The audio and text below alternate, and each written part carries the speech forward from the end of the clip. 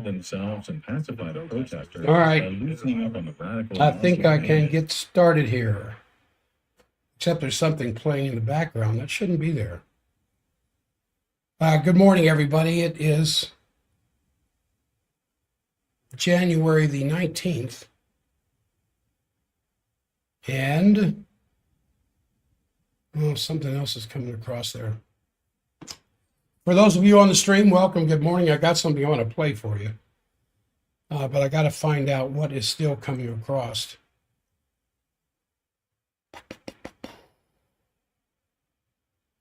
That is on pause. It's just playing. This is crazy. All right, let's see if there's something here. I'm sorry. I have been down with a throat that has been punishing me for several days.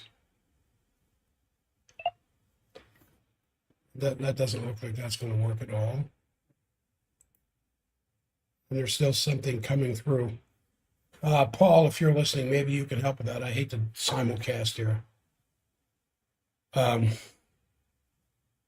I cannot figure out where this back signal is coming from, because it doesn't appear to be coming from.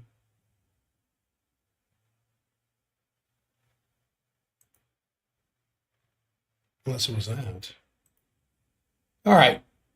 Okay. All right. I'm in control, Paul, believe it or not. Now I want to reset the recording. And then we will get underway here this morning. All right. Welcome to Global Affairs Unfiltered. I'm Jack Stockwell. I'll be here for an hour or as long as my voice holds up. I've been very hoarse for a couple of weeks. And if I would just shut up long enough to let it heal, I think I would do a lot better. My shows last week had to be replays because if I couldn't talk. And been recovering using a lot of different herb stuff that seems to help from day to day, but there's still some weakness in there. So welcome here on Martin Luther King Day. I've got some things I want to say about that. I've got some things I want to say about several different subjects. But one thing I got to do is I have got to play this, and I think this will come across just fine from Sammer, who sent this to me. And you need to hear this, and I'm going to play it. Hopefully it'll be loud enough that the stream picks it up, but I'm almost positive K-Talk will get it.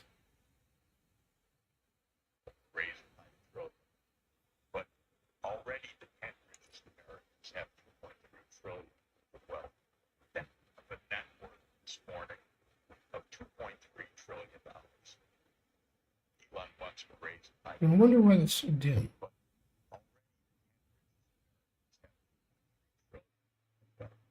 That's a lot for 10. That's not 10. But net worth this morning of $2.3 trillion. All right, I had this playing really loud a while ago.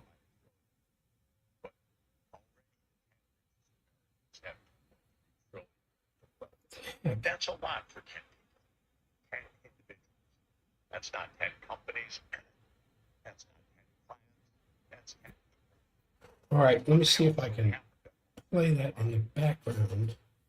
No, I'm sorry. We're probably already turning over to other stations by now. I have to figure that one out. Really good information. And thanks, Sam, for sending that to me. It's just good old Jeff and one of my favorites to listen to on the Napolitano podcast, a great world economist. Talking about how the 10 richest people in America have $3.2 trillion between them.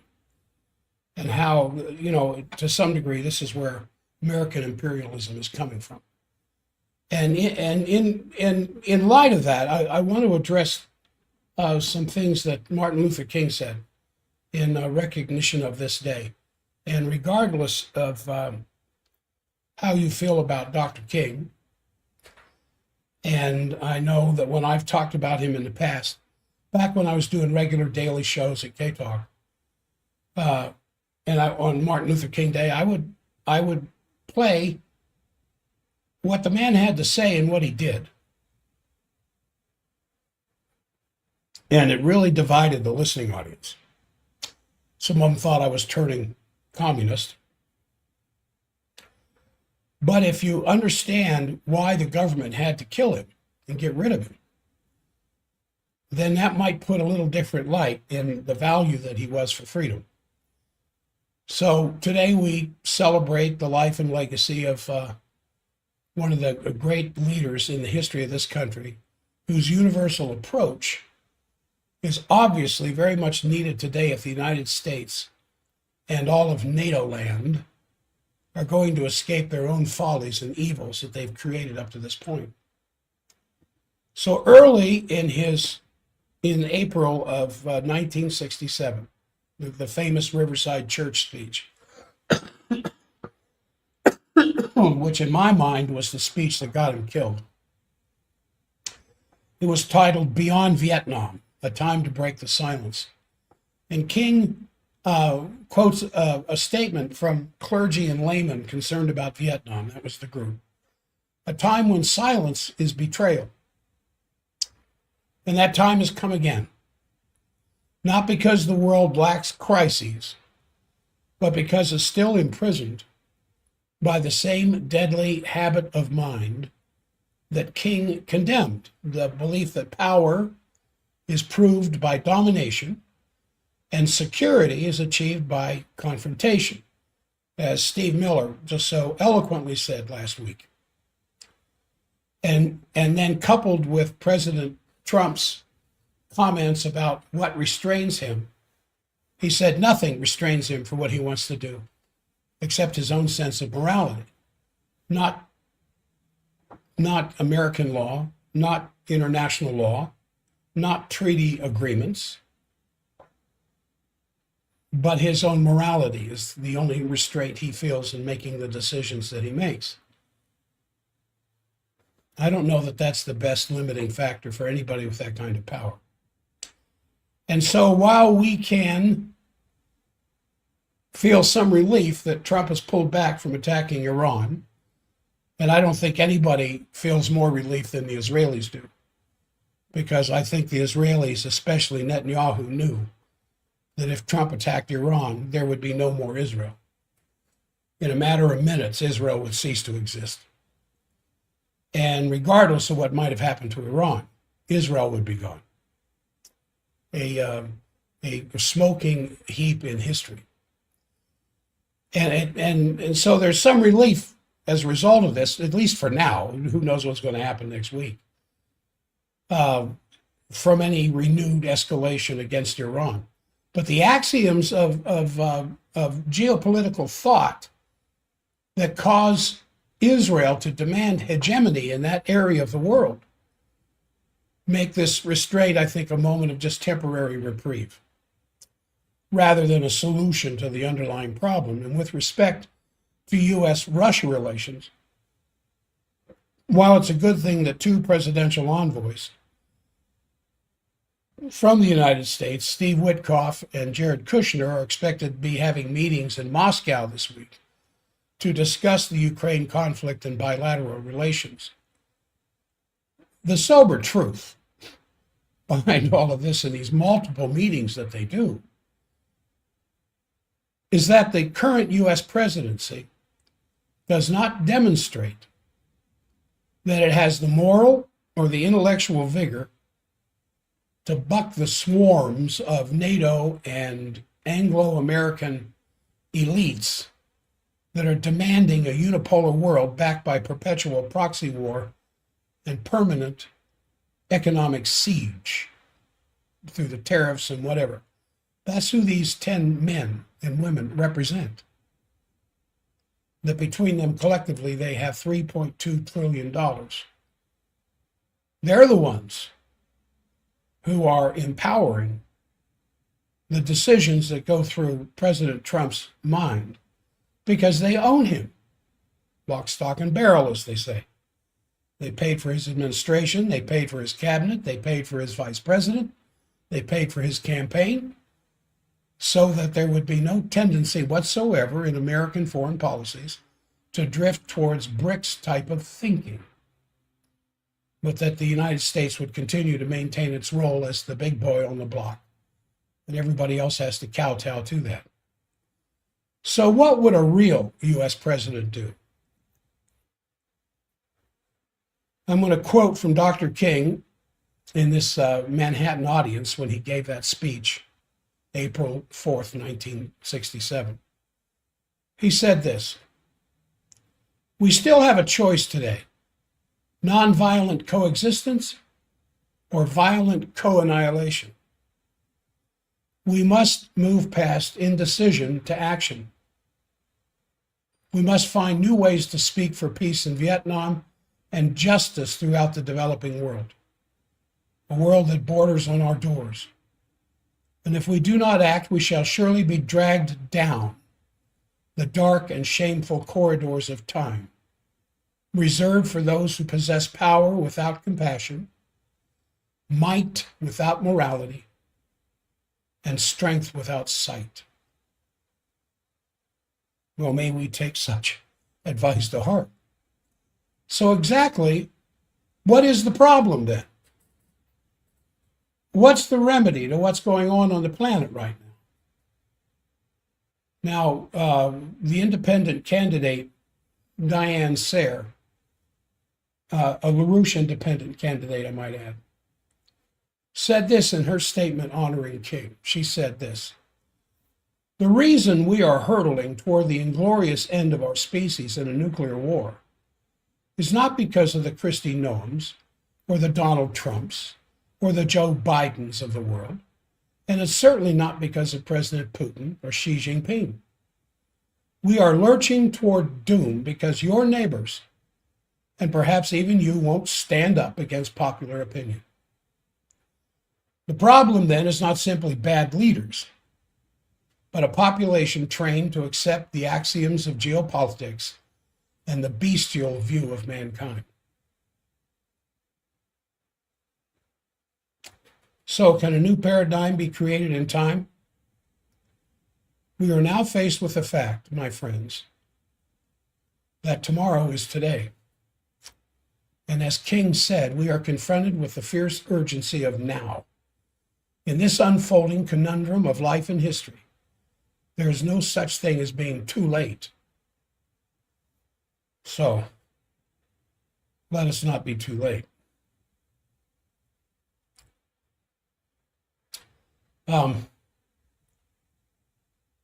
A couple of more things in relation to that I thought was pretty good that I wanted to share with you.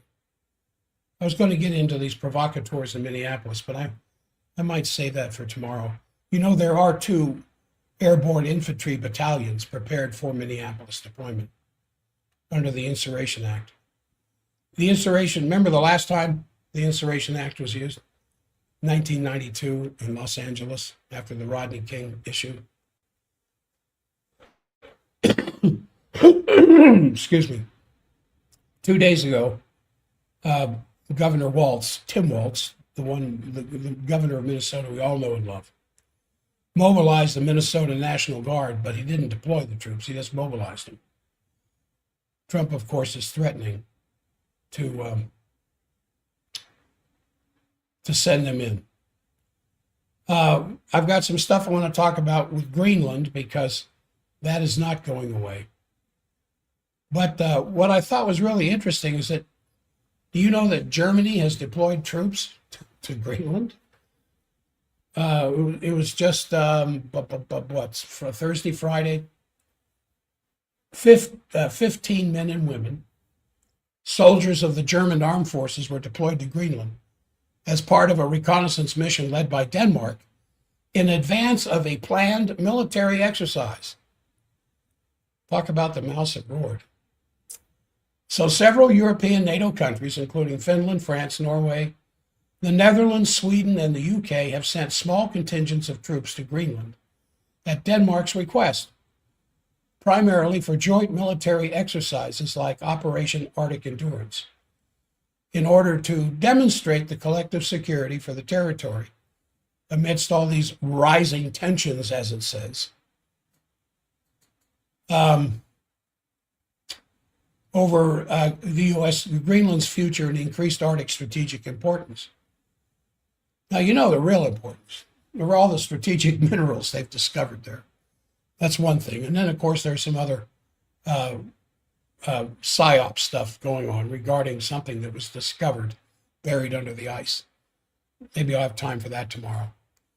But according to Bild, B-I-L-D, the German publication, the troops were withdrawn on January 18th, just 44 hours after arriving, due to bad weather in Greenland. Imagine Greenland having bad weather in January.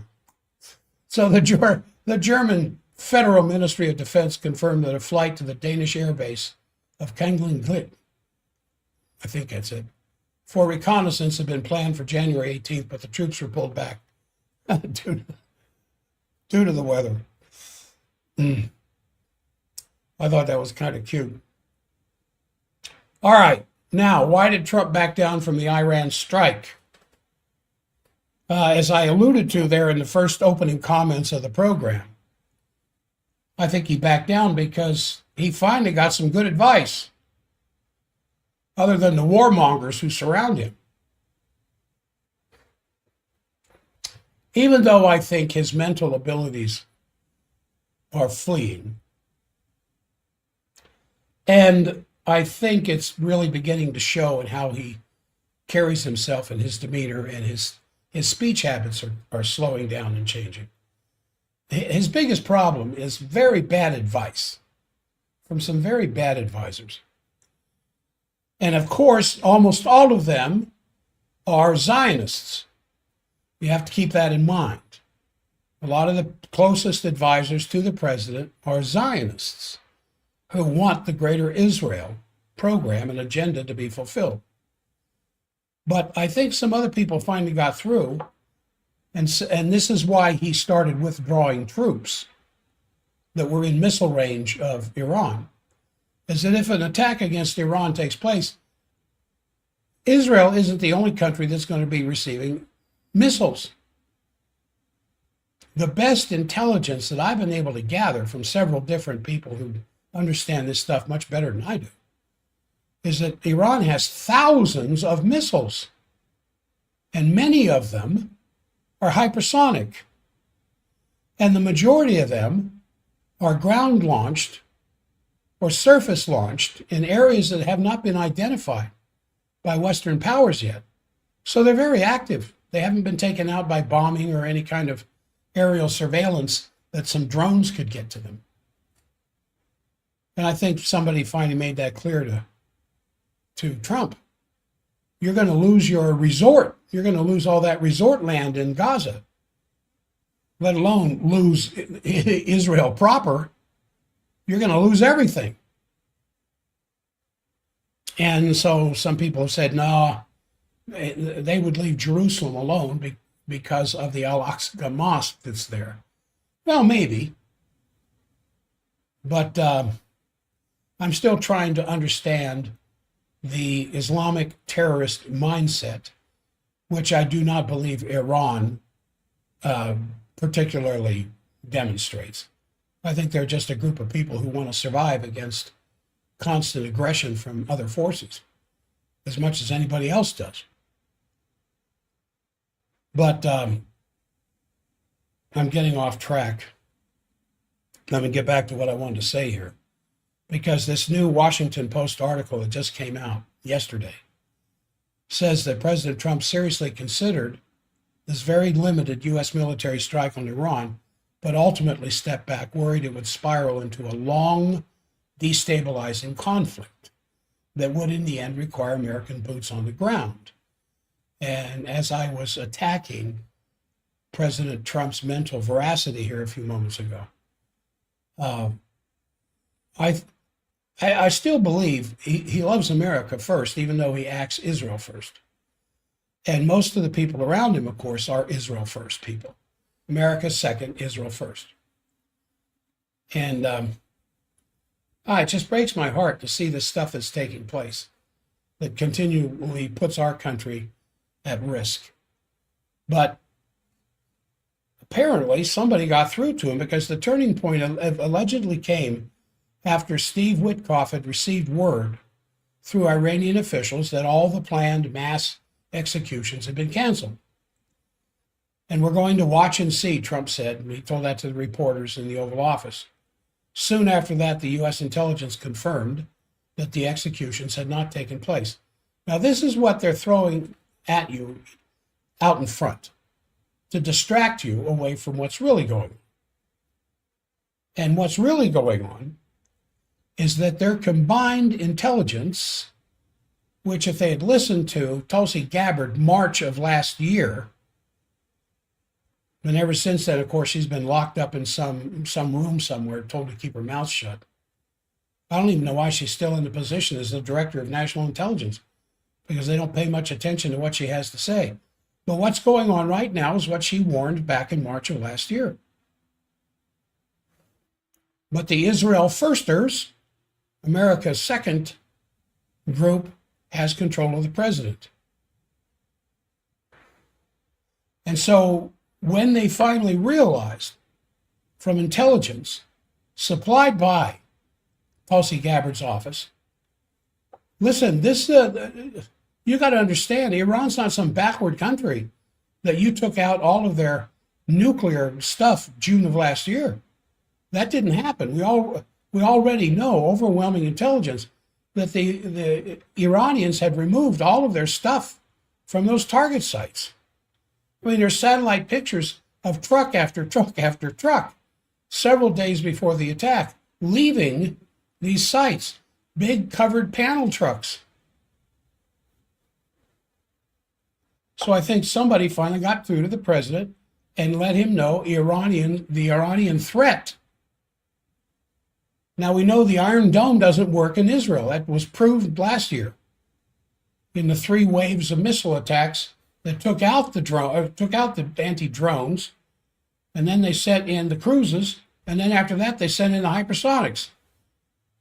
And Iran only hit military targets with those hypersonics. And they got through, because you can't stop a hypersonic missile.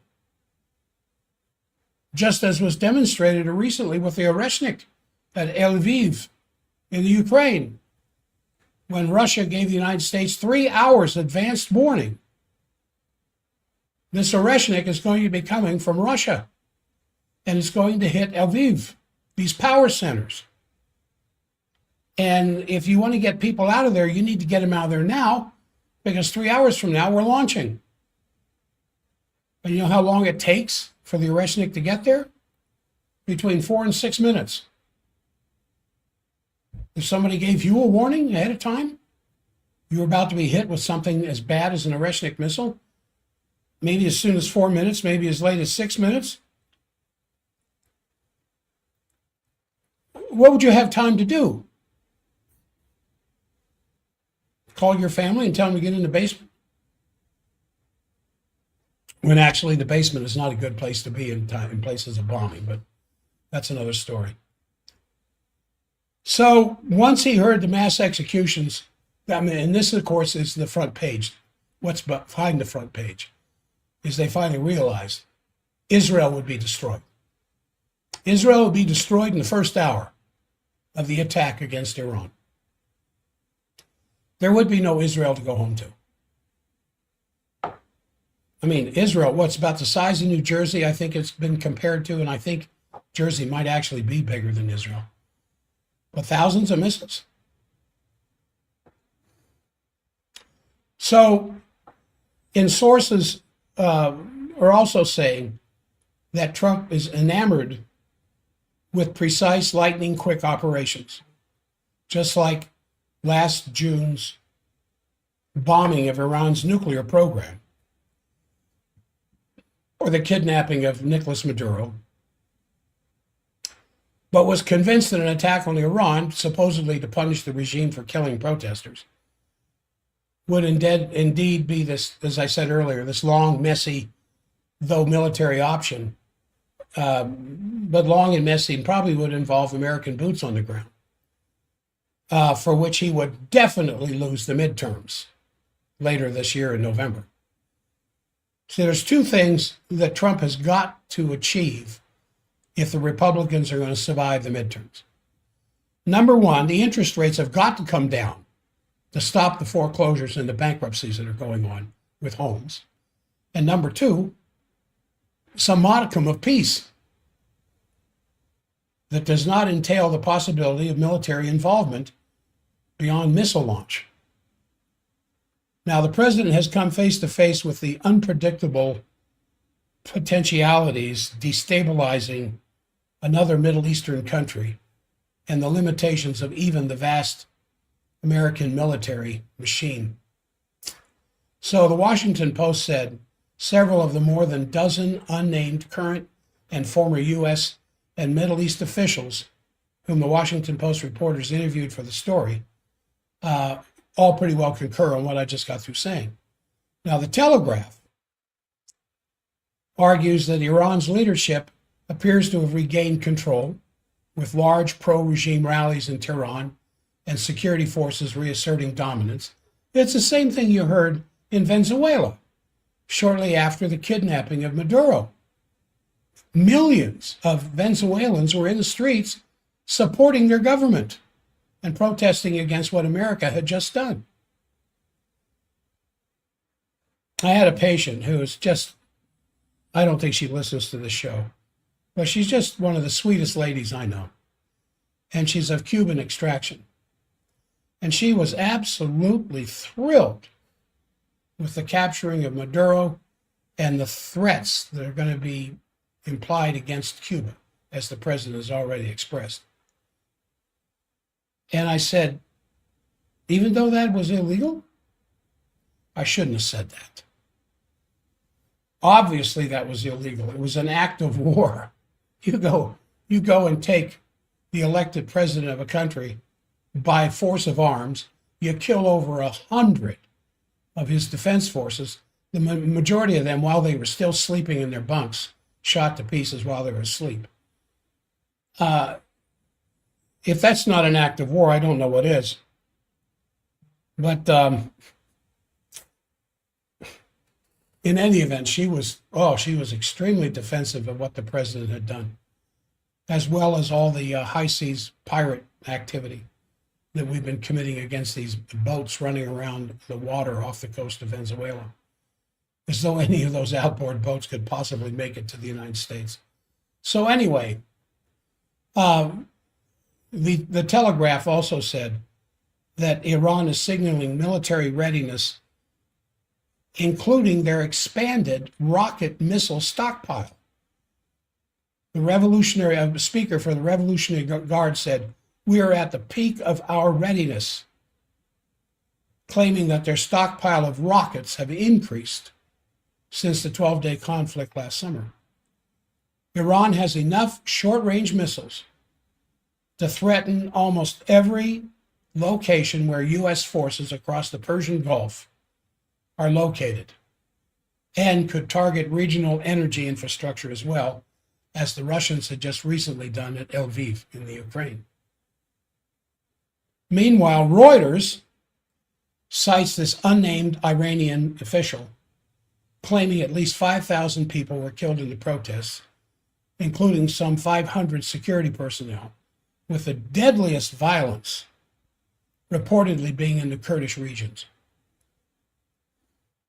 The officials blamed armed groups and foreign support, Israel and armed groups abroad, for escalating the unrest. Well, we know that, and we also know that as Pompeo made the comment, and I think it was a slip of tongue when he said this. I couldn't believe it when I heard the quote. There was Mossad was in the streets of Tehran with the revolutionaries protesting against their government. He said that Mossad was in the streets with them. Well, 2 days ago was January 17th, and I one of my one of my absolute favorites of the founders of this country, had his birthday 2 days ago. The 320th anniversary of the birth of Benjamin Franklin, one of our founding fathers. I think one could say the key person who orchestrated an international network of scientists, engineers, military officers, financiers, and others to ensure the victory of the revolting American colonies over the British Empire. He was born January 17th, 1706, in Boston, Massachusetts. He is the only founding father. Here's a nice little trivia you can ask people at work today.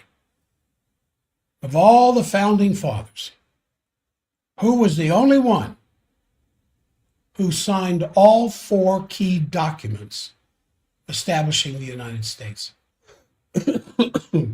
Those documents being the Declaration of Independence, 1776, the Treaty of Alliance with France in 1778, the Treaty of Paris, establishing peace with Great Britain, 1783, and the U.S. Constitution, of course, in 1787. He's the only founding father to have signed all of those. The Declaration, the alliance with France that made it possible for us to win. Not only did France make it possible for us to win the revolution, the Russians did as well. We don't want to forget that.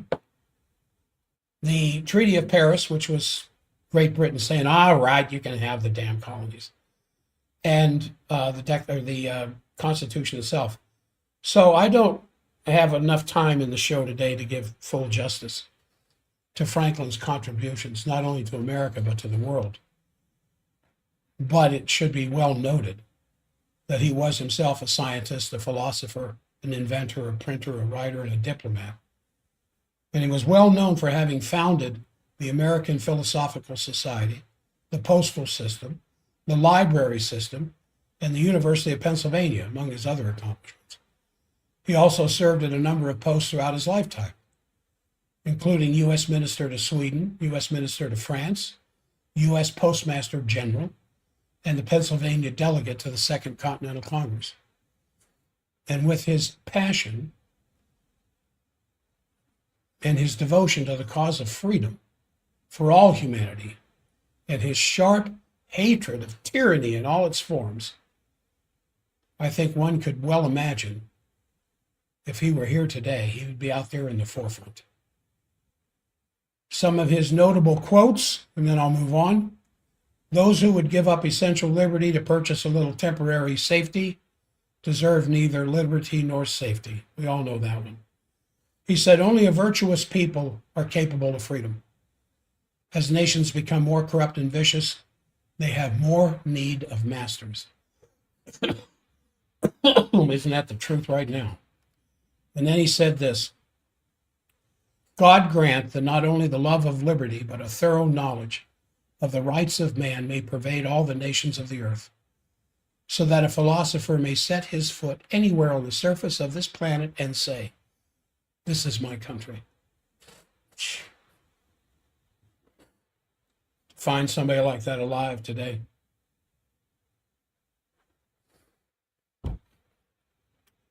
Not that we don't have some great leaders. We obviously do. All right, I want to talk more about Greenland, but there's something else I have to talk about first, because I just read about this morning, and it just blew me away.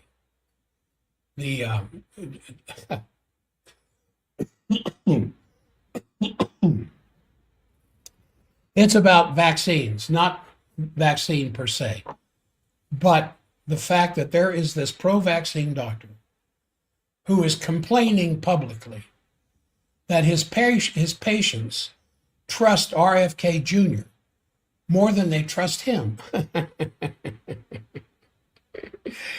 I thought it was, something from the Sacramento Bee or the Onion, or I thought it was a joke. It's not a joke.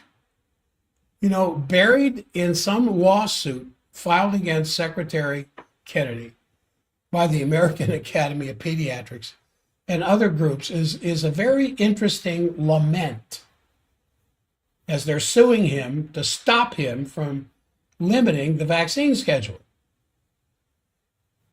And dare I say it, there are some proponents of Kennedy's philosophy that are saying the use of vaccines should be decided between the doctor and the patient,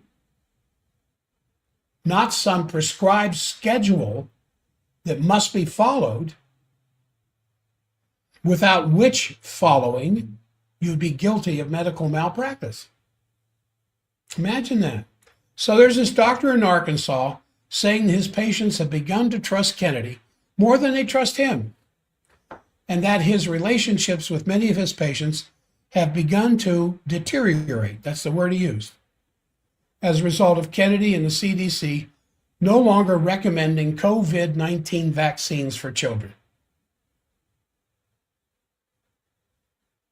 You can't make this up, as they say. This is Dr. Robert H. Hopkins, Jr. practices internal medicine and pediatrics in Arkansas, and he's also the current chairman of the Immunization Committee for the American College of Physicians, which is also a plaintiff in the suit that's filed against Kennedy. And according to the lawsuit, because of Kennedy's actions, quote, Dr. Hopkins has been required to spend more time counseling patients regarding the safety of the COVID-19 vaccine. Now, how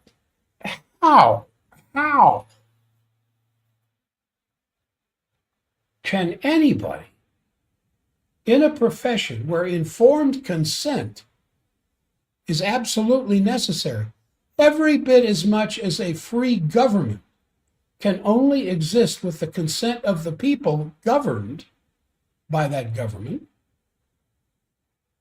in a time where informed consent has simply gone out the window by the tyranny represented by Big Pharma and the medical associations, that they know more than God as to what you should or shouldn't do with your body, and bringing in the tyranny of bought-for law in our Congress to enforce this nonsense.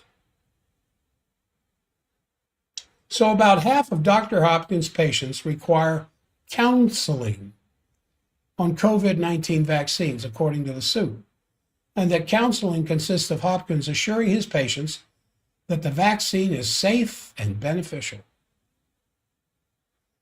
Now, imagine yourself one of the parents of a child that the school says he needs to get his vaccines. You don't necessarily agree with that for whatever reason. And it just so happens to be a state where your will as the parent is recognized, because there's so many states where your will as the parent is not recognized. It's not even considered. Because who are you? No, you're just the parent. What do you know? Well, what do all these people know who need counseling? You think they've been reading the news? You think they've been researching this stuff? You think they know about the vaccine awareness program at the CDC, the VAERS, of the terrible side effects of the COVID-19 vaccine and the incredible death rate and the terrible increase of heart disease in teenage kids because of that vaccine? You think they've read any of that? And then they have a doctor, the family doctor, who says, blah, blah, blah, blah, blah, blah. Don't worry about that. The stuff is written, they're safe and beneficial. However, after these discussions, several of these patients, such as parents of young children, have decided to trust Secretary Kennedy's advice and refuse to get the COVID-19 vaccine for their children, the lawsuit says. Now, this is from number 8. This is from line 88 in the lawsuit. Dr. Hopkins has been required to spend more time counseling patients regarding the safety of the COVID-19 vaccine. However, after these discussions, several patients, as parents of young children, have decided to trust the Secretary's advice and refused to get the COVID-19 vaccine for their child. His relationship with these patients has deteriorated as a result of the final agency actions. Like, see, one thing that is sacrosanct in that industry is if they're wearing a white coat, they stand in place of God, as you well know. And suppose you were in the presence of God there on the day he was speaking. Excuse me. The Sermon on the Mount, the delivering of the Beatitudes, and the other comments that Jesus gave. And you stood there and argued with him. I mean, excuse me, I'm sorry, my hoarseness is giving out.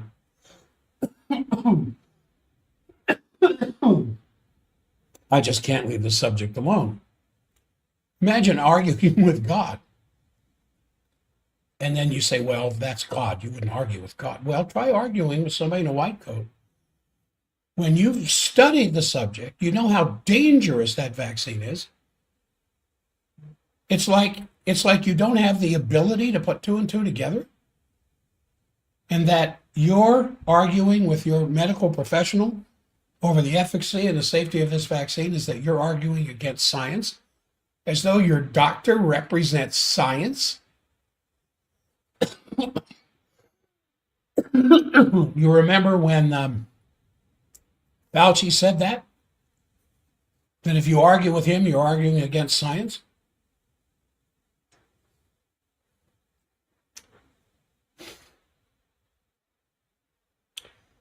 You know, I've noticed there's two different kinds of people.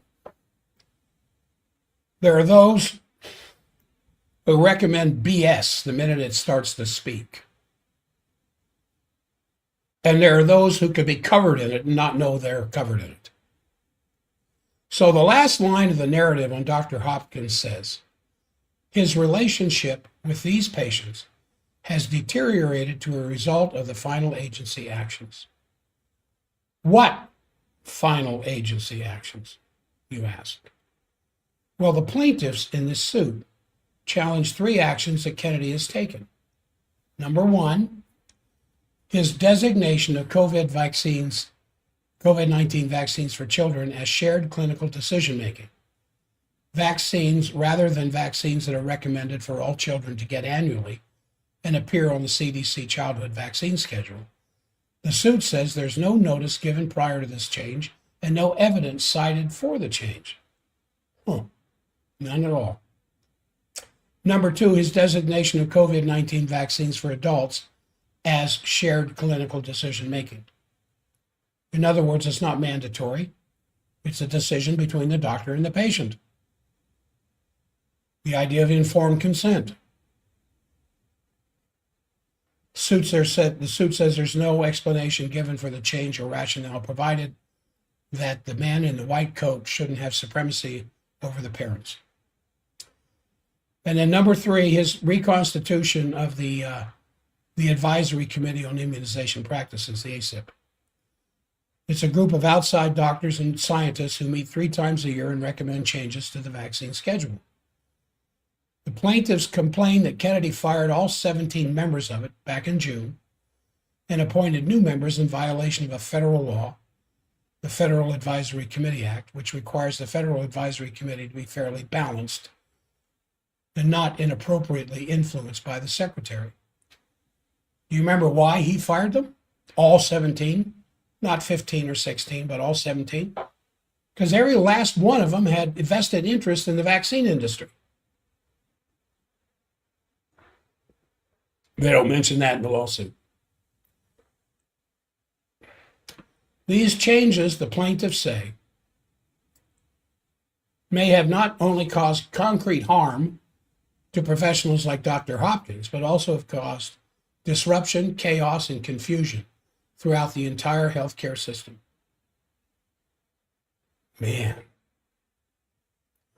You know, my first thought was the work of Thomas Paine and Sam Adams and their publications causing disruption, chaos, and confusion throughout the entire British Empire's stranglehold of the American colonies. That was my first thought. Thank God for people like Thomas Paine, Patrick Henry, Sam Adams. All knew they were going to be at the end of a rope if they were ever caught, because of what they tried to disrupt, cause chaos and confusion in the British colonies.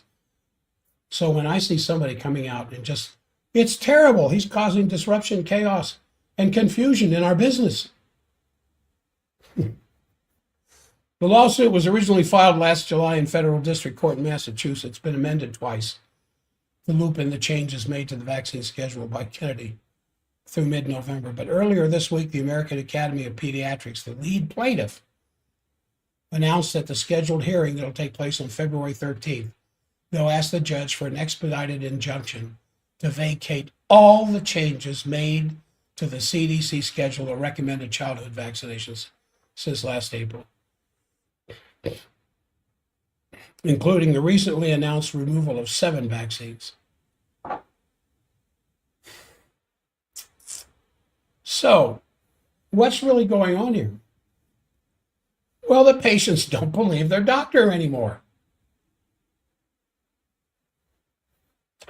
The amount of new patients that I see in the clinic, which has been quite voluminous lately, thank you, when I go through the histories and their experiences with other forms of health intervention that they have employed up to this point, and why they're in my office. Well, they're in my office because those things didn't work, obviously. But the nasty comments that I hear from people about their doctors,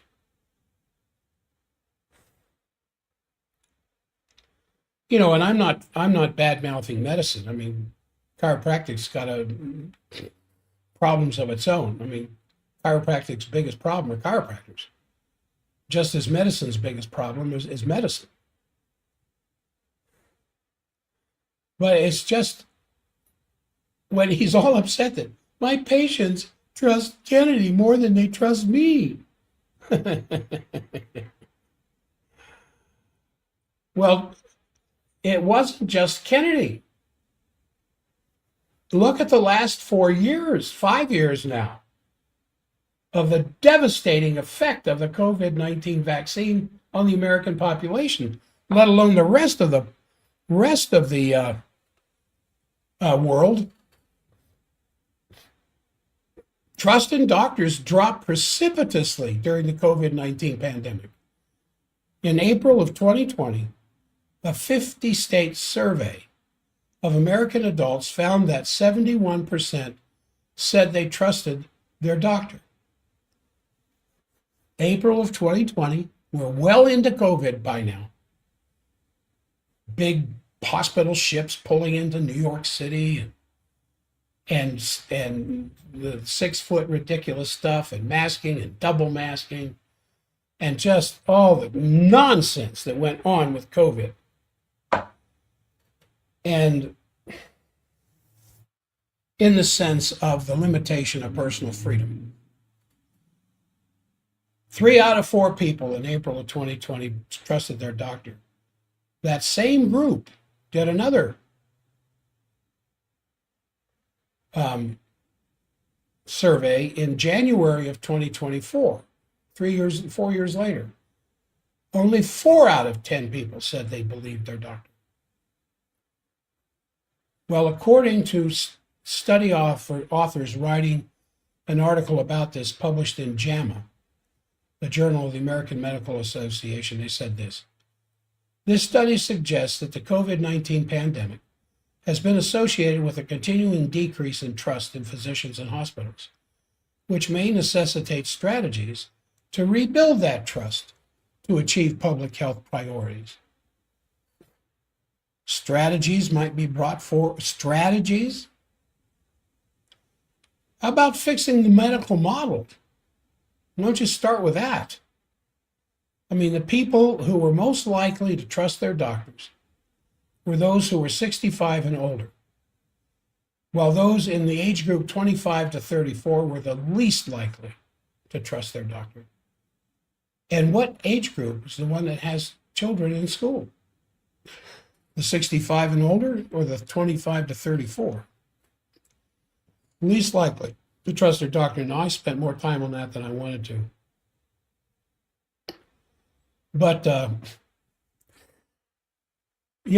mean, how dare the subordinates in Dr. Hopkins' office cut out his poor, wealthy profit margin? But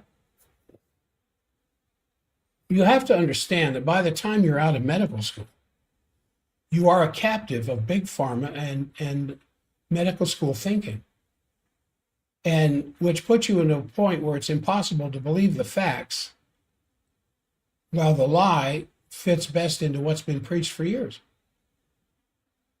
The big problem now is that while people know the truth, finding a doctor who is broken free from the big pharma lies is not an easy thing to do, because they could lose their license if it were ever to get out.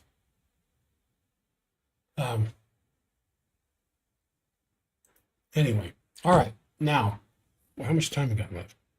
Holy smoke, it's the top of the hour. Well, some of this is going to have to bleed over into tomorrow. But why, with this on again, off again, anti-Greenland rhetoric, America's ambitions are not going to stop. We're going to end up with Greenland, by hook or by crook. Even if we have to go in there and pay them $1 million apiece. There's only 55,000, so $1 million apiece would be 55 billion. What's that? Pocket change. So our political culture, at first it was just President Trump talking about it. Now there are a lot of people talking about it, annexing Greenland. Now, while Europe is still having a hard time believing that there's any sensibility behind this, it's not so exotic an idea of Washington if you're reading between the lines. And it follows a logic that is deeply rooted in how the U.S. historically became a great power and how it still proves its strength today. How did we become the great power that we are today? By visiting local peoples and having them do surveys and elections as to whether to become a part of us or not? Of course not. America rose through territorial expansion at the expense of weaker neighbors. We took land from those who couldn't defend it. And the only reliable guarantee of border is the ability to fight for them. And history shows something very, very simple. The United States does not attack anybody who can resist. Iraq couldn't resist. They tried a little bit, but the resistance was futile. Afghanistan's resistance was futile. Libya's resistance was futile. And certainly Venezuela's resistance was futile. And modern world politics suggests that Western Europe is no longer among those who can resist. So as I started the show talking about these various nations in Europe sending troops over for this exercise they want to do, some defensive exercise. Yeah. I haven't made up my mind on Greenland, to tell you the truth. I just find it hilarious. Except there's a reason why. And the United States wants control of the Arctic Ocean. They want the military power that will extend to the United States position against Russia, because just right across the top of the earth there is Russia. But also because of the incredible mineral stuff they've discovered there. And so, from Washington's point of view, I'm going to go over time here. From Washington's point of view, the real question is not whether Greenland will eventually be absorbed into direct American control, like a Puerto Rico or something, but when. And so the Western European states, and Denmark specifically, are among the least dangerous targets imaginable. They're harmless not only militarily, but psychologically. And they're unlikely to respond in any serious way. I mean, can you see Denmark sending a flotilla to Greenland to defend it? And as I said, we don't move in and take over any other country that has the ability to resist. And so in our military culture, in our foreign, just the State Department's culture, refusing to exploit such an insignificant position would contradict the fundamentals of our foreign policies. And so the conclusion becomes unavoidable. The annexation of Greenland is going to happen peaceably or by force, but it's going to happen. And over the past few days, we've seen an escalating series of statements and initiatives from American representatives. They range from a lot of the little bots out there on the internet and influencers out there on the internet, provoking official, there are bills right now as a result of this being drafted in Congress. And the overall message is clear that Greenland should fall under direct United States control. And just as importantly, the discussion itself is meant to create an impression in Europe, of course, and in the wider world, that this outcome is predetermined.